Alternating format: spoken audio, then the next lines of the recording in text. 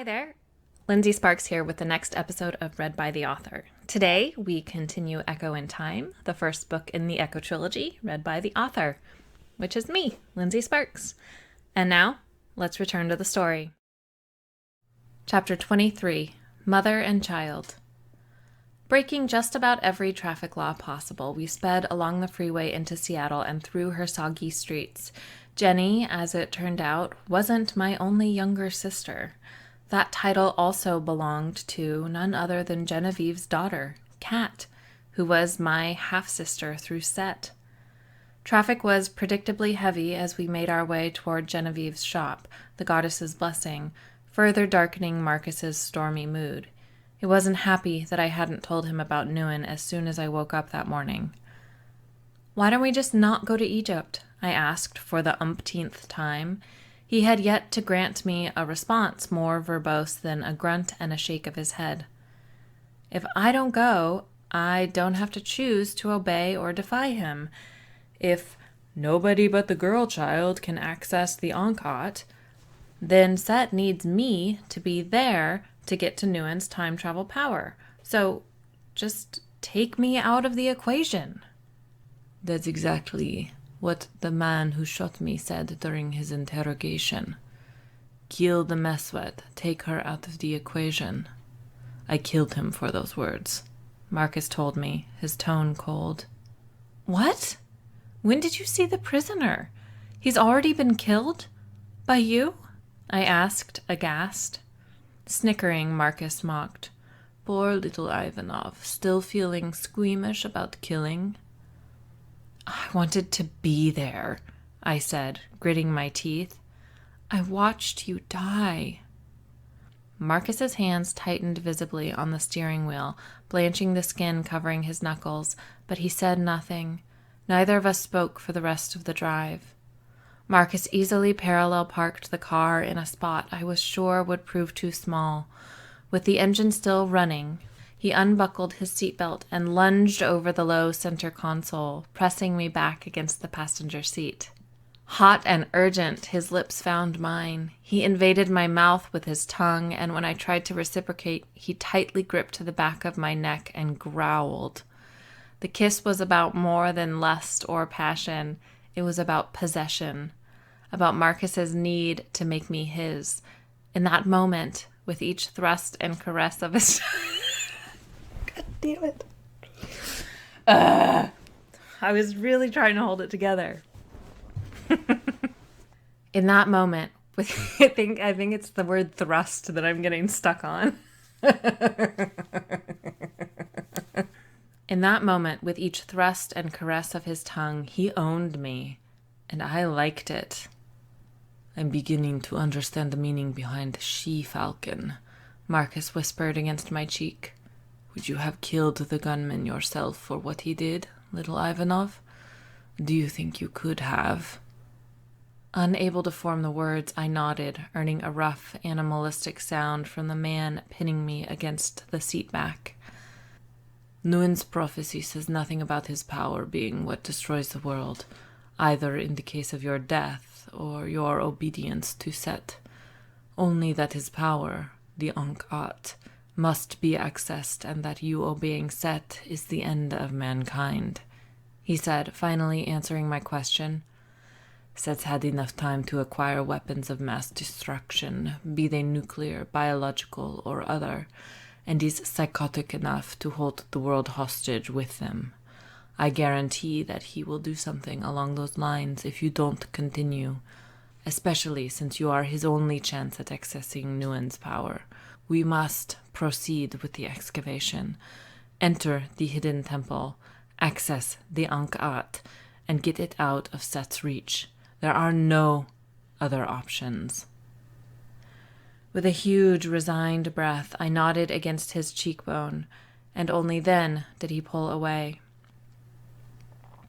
Marcus had turned off the car, exited, and was around to open my door in a matter of seconds. He extended his hand and helped me out. Shall we continue on our business, then? I laughed, adjusting my coat.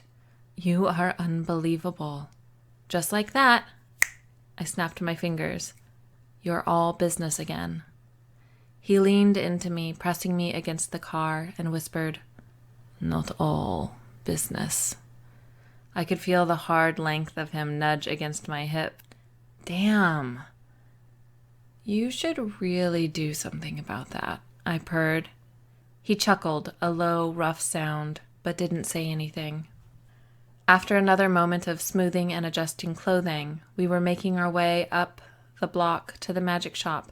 Marcus's arm latched possessively around my waist. His mood had lightened considerably. Tinkling bells announced our entrance into Genevieve's magic shop, earning a "be right out" from the back room.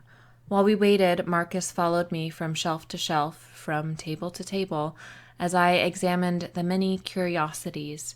He stood far too close behind me, making my hands shake with the anticipation of his touch. "Jittery, little Ivanov," he whispered, his lips almost touching my hair. He seemed to savor the effect his proximity had on me. Turning my head, I looked up into the black-rimmed gold of his eyes from inches away. "I must just be excited about our business," I said pointedly. "Are you still excited?"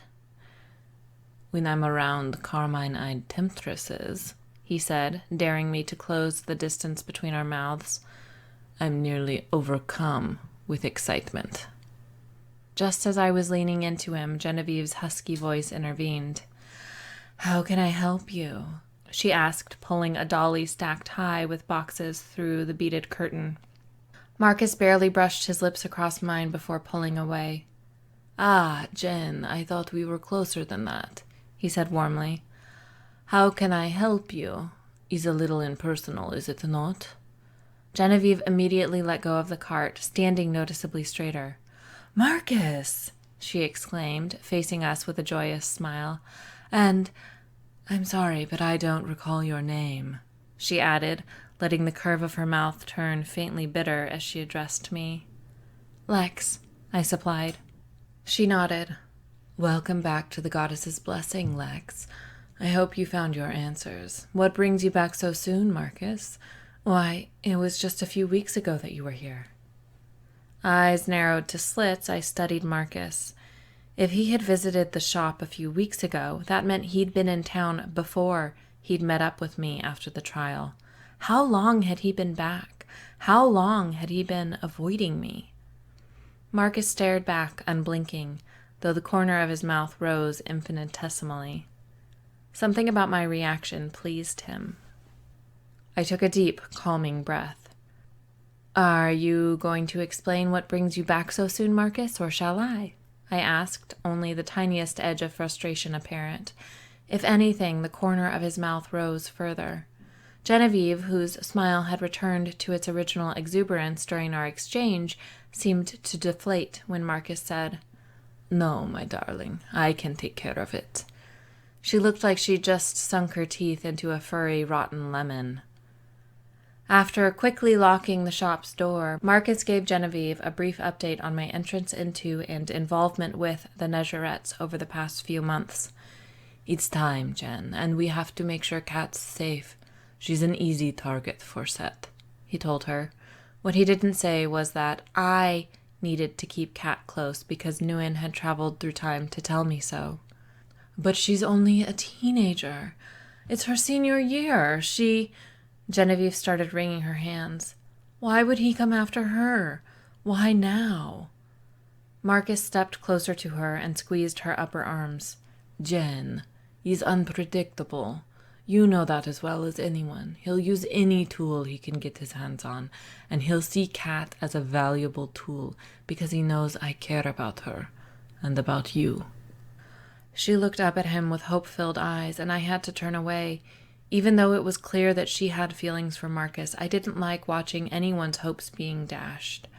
I stared through the glass door at the outlines of the two bodyguards who'd positioned themselves outside, pitying Genevieve.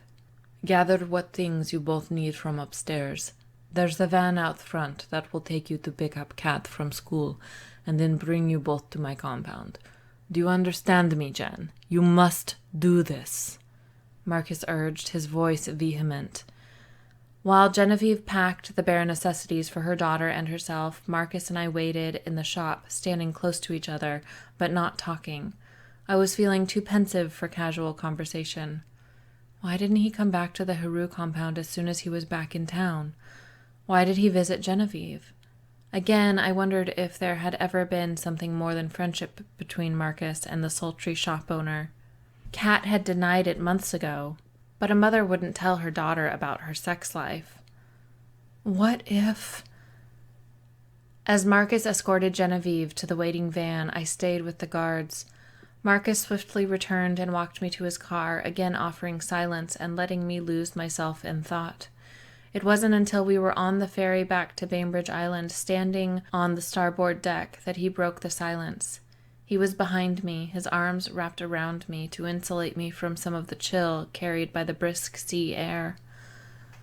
"Tell me your thoughts," he said, and I could feel his jaw move against the side of my head.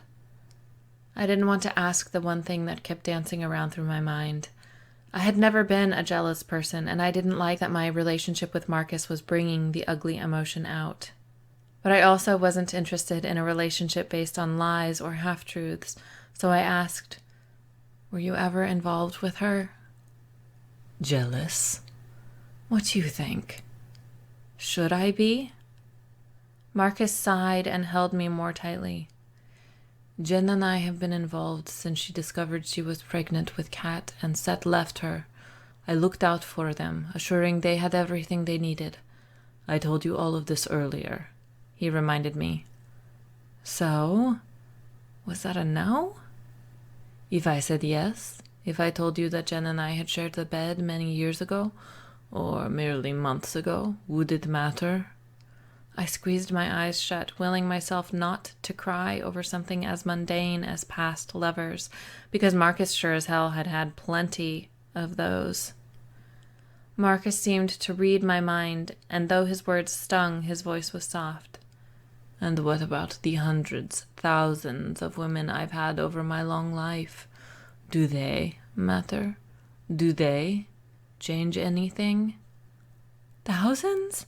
How can I possibly compete against thousands of women?"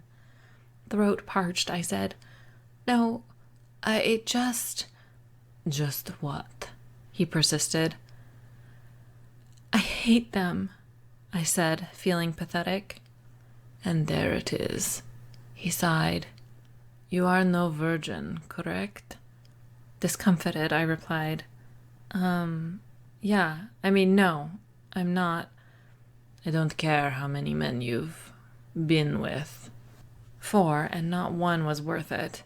I'd gladly cut the balls off each and every one," Marcus proclaimed with more vicious chill than I had ever heard in his voice.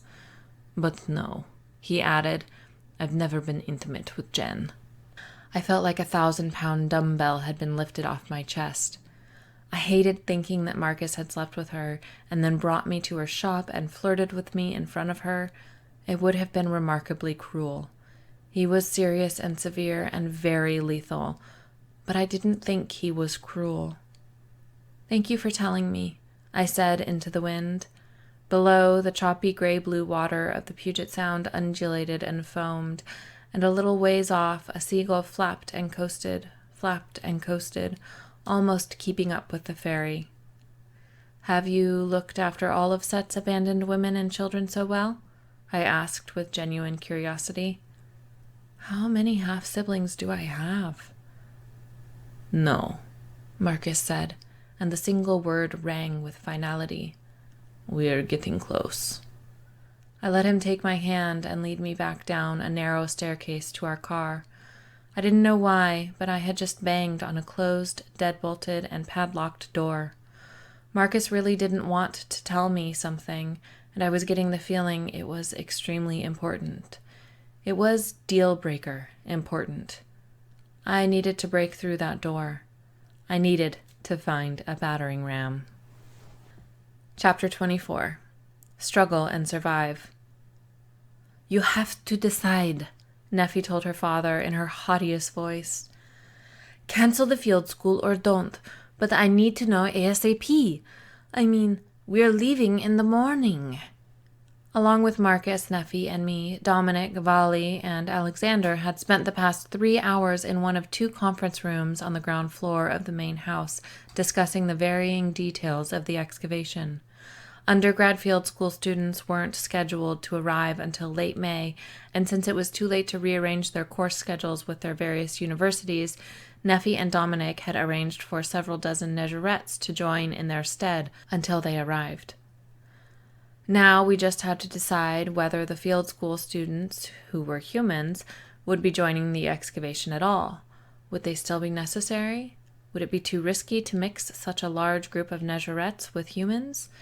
Having the small horde of Negerettes accompany me to the courthouse during the trial was one thing, but actually living together for months? The humans were bound to notice and talk, and possibly do something unwise, like try to expose the apparently superhuman humanoids living among them to the rest of the world. "Cancel it," Marcus said. "The humans are no longer necessary. They'll just get in the way." "Or," I interjected, "we could have them arrive as scheduled in May, but keep them in a separate field school camp, away from the Negerettes." I snorted softly. "We all know Deir al-Bahri is plenty large enough for 2 camps. It's not fair to the students to cancel the field school. They're counting on this." Under the table, Marcus's fingers cinched on my thigh. "Do as the Meswet wishes," he told Neffy. "Finally!" Neffy exclaimed. "At least someone can make a reasonable decision. Thanks, Lex." "Neffy, you are so not helping me," I thought, momentarily squeezing my eyes shut. "So are we finished, then?" I asked, and again Marcus tightened his grip on my leg. Since I was the Meswet and Marcus was the head of his familial line and the leader of the excavation to locate the Ankh-At, Nguyen's time travel power, we both were consulted regarding all important decisions. Marcus, who was used to being the sole decision-maker, developed acute stick-up ass every time I influenced said decisions, even by doing something as small as attempting to end a meeting. Apparently, he didn't like to share control. "For the most part," Neffy said, "we have our Negerette workers, field school students, transportation and accommodation arrangements, permits, and bribes taken care of. We may have to do some last-minute rearranging of personnel, but don't worry. I'm sure Dom and I can take care of that. Like we've done everything else," she said pointedly. "Which you've both done very well," I said with a warm smile. Before I could speak, Marcus said, "Yes. Now I would appreciate it if you could all leave me with the Meswet to discuss a few final matters." Chairs rolled on hardwood, people mumbled, and in a matter of seconds, everyone had left. "What?" I asked wearily. We hadn't had much time alone since Marcus's return, and I had the anxious feeling that we weren't about to have a sweet little tete-a-tete, followed by a kiss and a cuddle. "You undermined my command," he said softly, dangerously. "Don't do it again." I straightened, holding my head high. "These people swore their lives to me, at your direction, I might add. What did you expect, Marcus? Would you prefer they didn't respect me, didn't listen to me? Now that you've returned, am I supposed to just step back like a good little Negerette and let almighty Haru take charge?" Marcus's lips spread into a razor-sharp grin, and he said, "Most women enjoy it when I take charge." Suddenly exhausted, I ran my fingers through my loose hair and sighed. "I can't do this right now, Marcus. I just can't." There was too much on my mind, too much worry about Set and the nothingness and Ankh-At, to waste energy on a power struggle with Marcus. I rose and left the room, not stopping until I reached my bedroom. Needing to be alone, I locked the doors and started pacing. I felt physically ill, and it infuriated me that an unresolved dispute with Marcus could affect me so. Is this what a relationship with him will be like? Just one long power struggle? Why did I think I could handle him? We were too dissimilar, products of vastly different times. Could I live with being what he apparently wanted me to be? His possession? Absolutely not. Could I live without him? Yeah, but I really didn't want to. A heavy, domineering knock rattled the door from the sitting room, and I heard the handle jiggle. "Lex," Marcus called through the door. "Let me in." I approached the door and rested my hand against its surface, as though I could feel Marcus's frustration through the solid oak. "Lex, damn it!" His final word was emphasized with a hard slap against the door. After minutes of silence, I decided he had left. I retreated to the oversized bed and curled into a ball in the center and cried. I was sick of crying, sick of feeling weak. How many tears had Marcus coaxed from my tired eyes? How had he taken control of my emotions so completely? Why had I let him? I didn't want to give him up, but I couldn't be with him if he didn't accept me as his equal. I couldn't change him, make him less, and I didn't want to. But maybe I could change how he saw me. Curled up on the bed, I resolved to show Marcus that I truly was his she-falcon, a woman worthy of his respect as well as his emotional and physical attentions. With my heart settled, my head was free to spiral out of control. I had been wrong in thinking Marcus was the cause of my current distress. He was only the tip of the iceberg. Who am I? Alice and Joe Larson's little girl? Daughter of Set? Great-granddaughter of Ivan, leader of the Nezareth? Marcus's something? Meswet, prophesied girl child and savior of two species, one of which is oblivious to my existence? Destroyer of the world? Who am I? What happened to Lex, the archaeologist? I liked her. She didn't date much, but she was content with her place in the world. She had friends who cared about her. Did they really? And a loving family. Her life wasn't full of secrets. Wasn't it? Who am I kidding? This is how it's always been. I just didn't know. Which was the real problem. What was really bothering me? If I could return to my happy life, to my ignorant state of mind, would I? No way in hell. So who am I? Lex. Sometime later, I heard the click of a lock, the opening of a door, and familiar stealthy footsteps approaching the bed. Dominic. You didn't give him the key? I asked quietly. Dominic sat behind me on the edge of the bed. He didn't ask, but had he, I would have refused. I rolled onto my back and reached out. Dominic grasped my hand and stretched out beside me. On the fluffy white comforter, we looked like a couple of oversized kids preparing to make a conjoined snow angel. Everything's going to change tomorrow, I said. Hasn't it already? A soft laugh escaped from me. Sometimes I feel like I've known you forever, Dom. I wish I had. My forever or yours? He asked, notes of pain evident in his voice. Turning my head, I examined his profile for evidence of whatever troubled him. Like all Nezareths, his features had been honed to perfection when he'd manifested. His pale skin and midnight hair stood in stark contrast around sharp, elfin bone structure. He and I shared the same high cheekbones and slightly pointy chin, but it was our father, Set, who he really resembled. I wondered how I hadn't noticed the resemblance when we first met in Denny Hall. Both, I said. Will you tell me what Set did to you? Dominic's facial muscles tensed. I don't. It's not pleasant. Squeezing his hand, I said, I'm not sure what our dear father will do to make me obey him, but I'm pretty sure it'll be worse. Than anything I can think of. Why should I hate him? Why should I want to destroy him at all costs? I need to know, Dom. I need ammo. Please tell me. Dominic shut his eyes tightly, like he was trying to hide from something, except whatever he was trying to hide from was already inside his head. After a few seconds, his eyelids snapped open, and he stared at the molded plaster ceiling. Finally, he said, I was born in a small village in the Loire Valley in the late 16th century. My mother had been a great beauty at court, and like most of her peers, had been enamored with a handsome Russian diplomat, set cover at the time. He wooed his way into her bed, but unlike the rest of the courtiers, she was cunning and mistrustful by nature. While their affair proceeded, she spied on him and discovered she was one of dozens. You see, Seth wanted to build an army, so he spent hundreds of years bouncing from court to court. That sounded ridiculous. Oh well.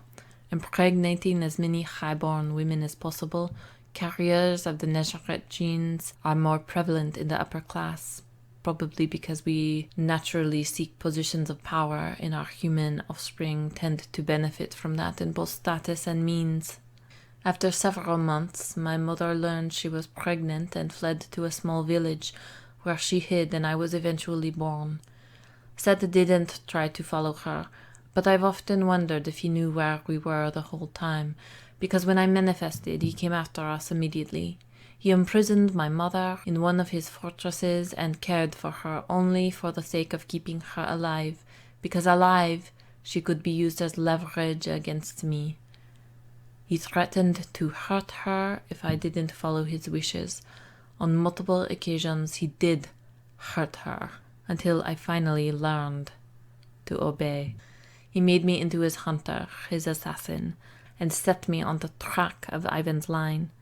At that time, he'd only been focused on preventing his prophesied destruction, and to do that he planned to wipe out Ivan and his descendants completely. It was the same reason he forced Senenmut to build the hidden temple in the first place, to lock the Ankh-At away forever. It wasn't until the 19th century that he realized the girl child would be his key to ruling the world. Dominic shook his head, messing up his usually smooth hair. I did horrible things at his command, but I managed to do some good, too. I helped some of your brethren escape and go into hiding. Dominic paused and looked at me with a sad smile. On the night my mother died from an impromptu, excessive beating, I vowed to kill Seth. As I made my way back to his bedchamber, I was accosted by a man who'd been hidden in the shadows. In my time serving as Seth's personal assassin, I'd become highly skilled in the darker arts, lock-picking, breaking and entering, hand-to-hand combat, and of course, killing. But even I was no match for this man. I held my own against him for a few seconds, but he quickly had me weaponless and pinned on the ground. He asked me, "Are you ready to die, traitor?" I nodded, but requested that he might hold off on my execution until after I'd killed Seth. And he laughed. He told me that perhaps he wouldn't kill me just yet, that he might have a use for me, and we fled the fortress together. He showed me the truth, and I learned of Nuen's prophecy and that killing Seth would destroy the easiest path to all of his offspring, possible harbingers of the doom predicted in the prophecy. I wasn't quite sure what he meant, but unable to hold my curiosity, I asked, "Who was he? The man who stopped you, I mean." Dominic looked at me quizzically. Heru, of course. "And you've been working for him ever since?" "With him, yes," he said, "fighting the good fight and all that." "Thank you for telling me, Dom. I can't believe what Seth did to you and your mom. I know, Lex. For the first time since my mother's death, I have family again," he told me somberly. "Just try not to destroy yourself in the process of destroying him." "Do you think he'll try to use my family against me, like he did with you and your mom?" Dominic sat up abruptly. "I can't imagine him not trying that. I'm sorry, Lex. I should have thought of it sooner." "Oh my God," I exclaimed and launched off the bed. "I need to talk to Marcus." In seconds, I'd unlocked the door to the sitting room, opened it, and almost run straight into a 6.5-foot wall of hard muscle covered in expensive, exquisitely tailored fabric. I took a step backward. "Have you been standing here the whole time?" I asked, avoiding his eyes. "No," Marcus replied with a voice like silk. I listened as you wept, and then as you fell silent. When I heard nothing for nearly 2 hours, I left briefly to search for Dom and asked him to check on you." "He listened to me cry? He stood out there for hours? Oh, thanks." I finally raised my eyes to his, but he wasn't looking at me. Instead, he was glaring at Dominic, who was still sitting on the bed. "Dom?" Marcus said, his voice low with warning. Dominic instantly stood, and I would have been curious about what he'd done to set off Marcus this time, but there were far more important matters on my mind. "Marcus, my family," I said, worry straining the words. "Ah, yes. I think it's time for another little meeting." Promptly, the three of us, along with 4 bodyguards, returned to the meeting room downstairs and waited for the others. Carlisle, Josh, Neffy, and Alexander all appeared within 10 minutes of our own arrival. After a long discussion, I made a list of everyone Set could possibly use against me, as he had used Dominic's mother against him. It wasn't a long list, consisting of my immediate family, my few aunts, uncles, and cousins, Grandma Sue's, a half-dozen friends, Dr. Ramirez, and my cat. I hesitated only a moment before adding Kara to the list. After all, she had only spoken the truth on the witness stand. "Are you sure that's everyone?" Alexander asked. I scanned the list. "Yep." "There must be more people you care about," he insisted. "We need to know every single one, otherwise we won't be able to protect them." "That's it," I said, growing self-conscious. I re-examined the short list of people, of the handful of meaningful relationships I had accumulated over the first 24 years of my life. It wasn't a very impressive list. Why so few? Have I always known I was different? Could others tell? "But this is barely—" "Let it go, Alex," Marcus said quietly. At his friend's words, Alexander closed his mouth and studied me. Whatever he found troubled him, creasing his brow and pulling down the corners of his mouth. "Carlisle," Marcus said, "set up teams to monitor each person on this list. Dispatch them immediately. They are to report back as soon as they make indirect contact. Under only one circumstance are they to engage with their charge: direct threat from Set or his followers." "Yes, sir," Carlisle said as he pulled out his cell phone and began texting ferociously. We spent the rest of the evening brainstorming the possible threats and acts Set might use to coerce my obedience.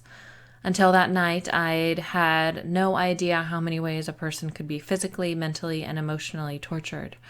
I felt like I was halfway to cracking under the pressure already, and Set was nowhere in sight.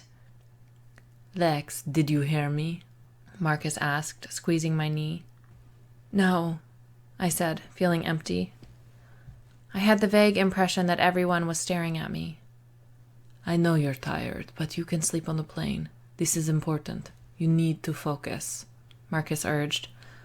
I felt him give my knee a shake. I couldn't seem to form a complete thought, couldn't get a grip on reality. I was stuck in my head, imagining my fingernails being torn out with pliers or being forced to watch my mom being raped. "Leave us," Marcus said quietly, and I heard the sounds of the others exiting the room. When we were alone, Marcus spun my chair so I faced him. Slowly, his hands slid up my thighs and gripped the swell of my hips, pulling my butt to the edge of the seat. He knelt on the hardwood floor before me, parting my knees and fitting himself between my legs.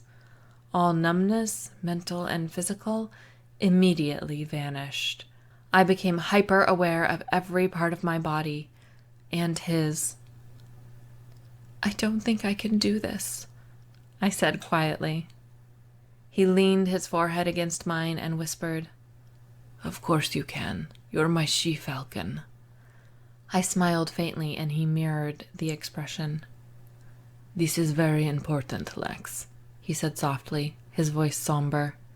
"If it comes down to physical torture, you must leave your body and enter the Ot. You won't feel the pain there." "But what about my body?" My voice was small, childlike. It will heal. It will heal if I stay, too. Yes, he agreed. But your mind might not. Oh. Chastely, he touched his lips to mine. You are the daughter of two of the most powerful Nezharet lines. You are the Meswet, but most importantly, you are mine. Tears welled in my eyes, overflowing at the corners. With more tenderness than I had thought was possible, Marcus kissed away each salty droplet. You are mine, and I command you to survive this, he whispered. I shook with soft laughter. There you go again, ordering me around. Marcus touched his lips to mine, but all of the chasteness of his previous kiss was gone. Contrary to what you think, I don't want to control you, he said as he pulled away, reclaiming his seat. I scooted back in my own chair and crossed my legs. Why do I feel like there's a but coming? Marcus raised an eyebrow. But I'd really appreciate it if you didn't let other men lie on your bed. I don't want to smell them when I'm in it with you. It should just be the scent of you and me, together. My cheeks flushed, but it was just Dom. He's my... Shaking his head, Marcus took a deep breath. Sibling relationships are different among our kind, Lex. At his implication, I gagged. Are you saying that brothers and sisters, that Nezharets are incestuous? I asked Marcus, appalled. Marcus replied with a question. Is there incest when the female half of the species cannot procreate? Surely you must have considered that my grandfather... Don't say it, I warned, standing and taking several steps away from Marcus. Is your great-grandfather through Set? I clapped my hands over my ears and closed my eyes, chanting, "Stop it, stop it, stop it!" And the same, only a little further removed. Through your mother. Why, that would make us... Turning around, I blurted, "Okay, I get it! Loud and clear! I think I'm going to be sick." I don't think you do, Marcus said, stalking toward me. I stood my ground. How had he gone from tender and caring to such a vicious creature in a matter of seconds?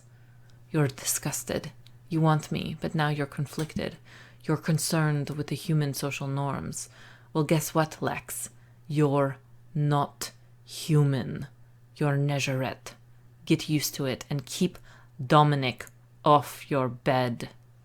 Fine, I agreed, and he actually looked surprised. But you have to stop ordering me around. Raising his hand, Marcus gently stroked the side of my face with the backs of his fingers.